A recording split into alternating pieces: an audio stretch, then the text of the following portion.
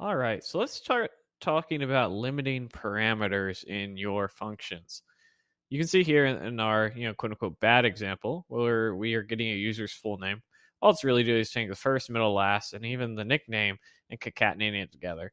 Once you get past about two parameters, you need to start thinking about, is my function too large and is it really doing a single thing? And if it's not, how might we go about solving that? Well, in our case here, it is all related, right? This is all our naming information, but four parameters is a lot. It gets hard to start juggling these things. So, a good implementation of this is to simply actually, you can sort of, I don't want to call it cheating, but it's much easier to have maybe a username that takes in our object that we then can go and do username.first, username.middle, username.last, and then username.nickname.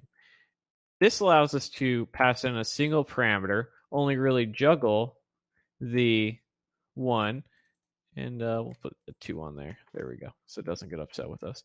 But it allows us to juggle a single parameter, define an interface that we then can pass to and from instead of these strings that who knows what we're going to be using again and again, and makes it a little bit cleaner as we move forward.